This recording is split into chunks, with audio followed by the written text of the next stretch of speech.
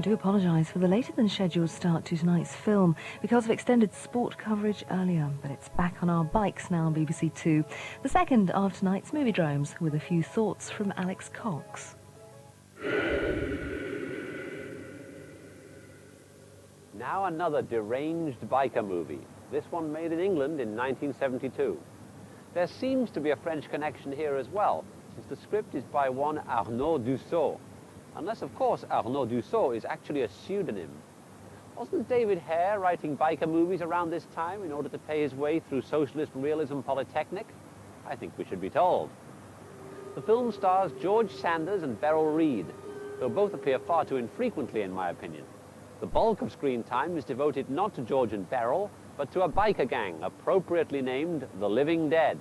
Appropriately, since they are led by a deceased biker who has been buried astride his cycle.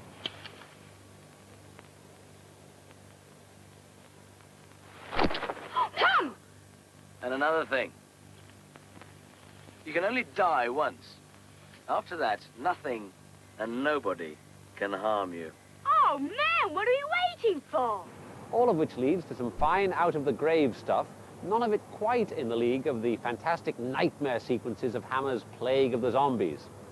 Psychomania, it is not clear why the film is named this, was directed by one Don Sharp, an Australian director who also made Witchcraft and The Face of Fu Manchu for Hammer.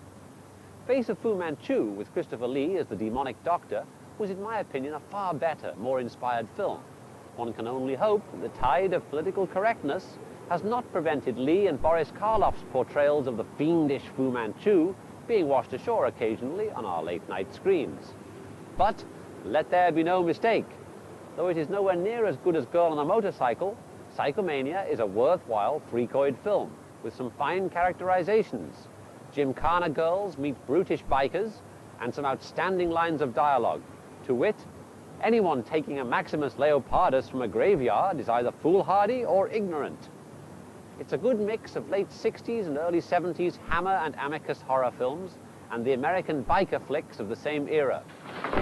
What the blazes?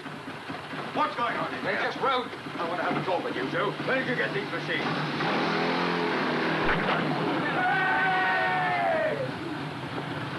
Tom? Well, have you made up your mind yet? Yes.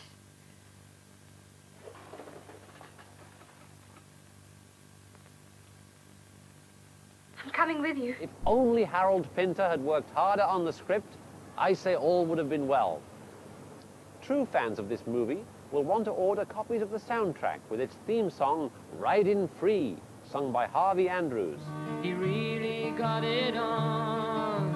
He rode that sweet machine just like a bomb. Everyone else will not.